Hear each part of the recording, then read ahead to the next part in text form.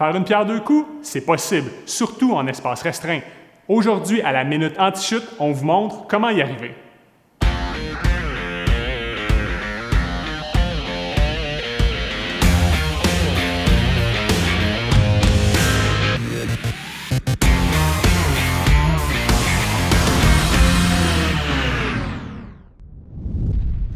OK, donc nous voici devant la situation qu'on va regarder aujourd'hui. Donc, comme à l'habitude, on va y aller en 4 étapes. Premièrement, on va identifier les éléments qu'on veut protéger. Deuxièmement, on va identifier les risques de chute dans cette situation-là. Troisièmement, on va définir notre solution. Quatrièmement, on va faire des propositions pour aller encore plus loin. On regarde ça ensemble. Donc, petit niveau de toit, très étroit, deux belles situations qu'on va vouloir corriger. Une unité de climatisation à entretenir, puis une trappe d'accès, les deux très près du rebord du toit. Comment on va faire? On travaille là-dessus à l'instant.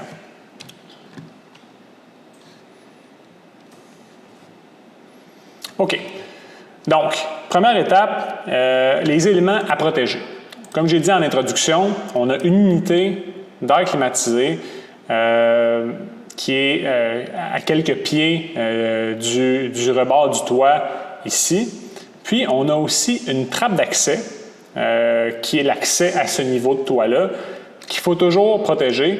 La trappe d'accès elle-même est très près du rebord du toit. Puis, comme vous le savez, la trappe en elle-même est un risque de chute parce que lorsque laissée ouverte, elle crée un endroit, une ouverture dans lequel quelqu'un pourrait tomber. Donc, il y a ces deux éléments-là qu'il faut protéger dans la situation qu'on regarde présentement. Donc, deuxième étape, identifier les risques de chute. Donc, évidemment, premier risque de chute, c'est le rebord du toit. Ici, là, ici, on a tout un rebord de toit qui est près là, des unités ou près des éléments où il va y avoir de l'action, soit de l'entretien ou de la circulation. Puis, la trappe, comme j'ai dit aussi, en elle-même, est un risque de chute. Donc, on va certainement considérer ça dans notre proposition. Puis, on va essayer de trouver vraiment la meilleure proposition pour protéger et l'unité mécanique et la trappe d'accès en même temps, au meilleur coût, évidemment. OK, donc, troisième étape, on va définir notre solution. Donc, disons qu'on commence avec la trappe, ce serait simple de dire, on a une trappe d'accès, comme on fait normalement, on va proposer un ensemble de protection pour trappe d'accès qui est super populaire, qui s'installe sur toutes les trappes d'accès, qui s'installe en serrage, sans perforation, avec une porte à fermeture automatique. Ça, ce serait une solution facile, mais ça protégerait juste la trappe.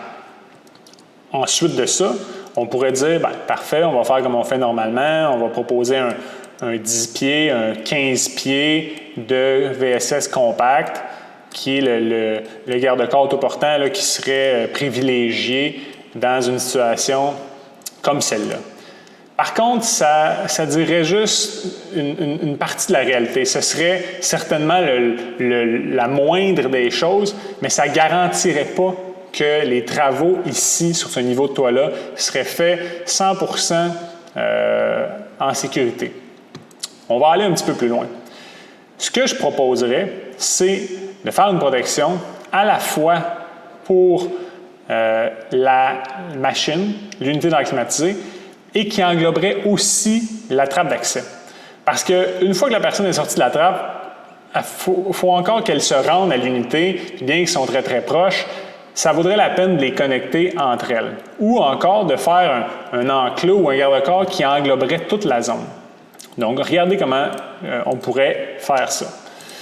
Donc, les dimensions sont assez réduites au point où ça vaudrait la peine de connecter là, différentes sections, puis même d'étirer certaines sections.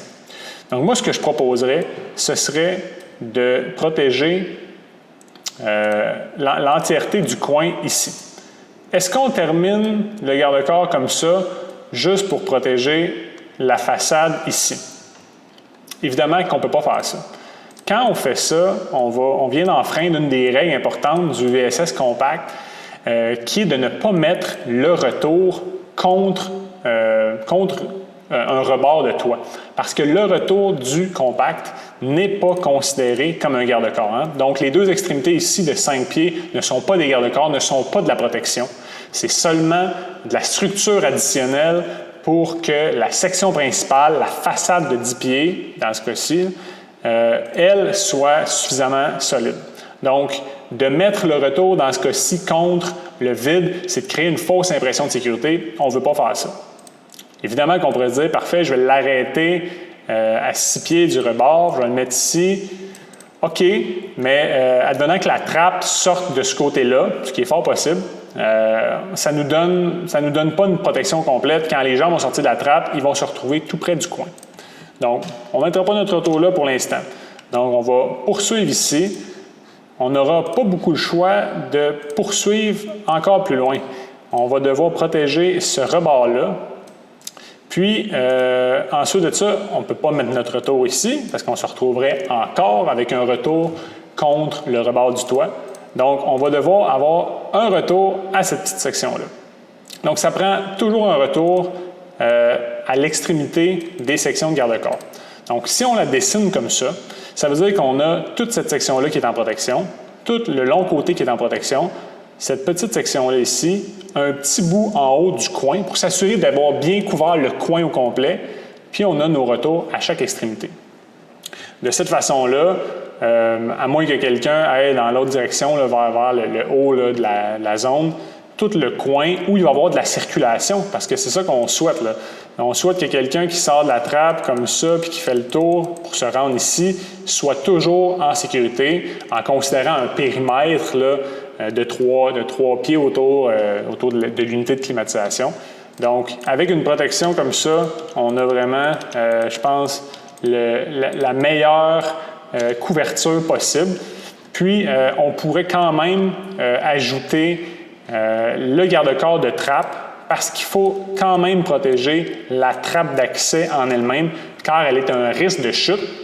Donc, avec un garde-corps pour trappe d'accès qui a une porte, on s'assure vraiment là, que la trappe qui est laissée entrouverte est sécuritaire s'il y a plusieurs personnes qui vont sur le toit en même temps. Puis, on peut même ajouter des poignées sur ce garde-corps-là. Donc, le garde-corps va faciliter la montée et la descente dans l'échelle, ce qui n'est pas négligeable. Donc, qu'est-ce qu'on peut faire si on veut aller encore plus loin? Bien, écoutez, avec une protection comme ça, on va déjà assez loin. Si on voulait aller encore plus loin, bien, moi, j'éliminerais tous les risques de chute sur ce bâtiment-là, sur ce niveau de toit-là. Donc, je poursuivrais le garde-corps partout pour éviter que qui que ce soit qui va sur ce toit-là se rapproche d'un rebord sans avoir de la protection. Ce qui est intéressant aussi, c'est que ça donne la paix d'esprit au propriétaire du bâtiment en s'assurant que ce niveau de toit-là est complètement éliminé. Puis ça vaut quand même beaucoup.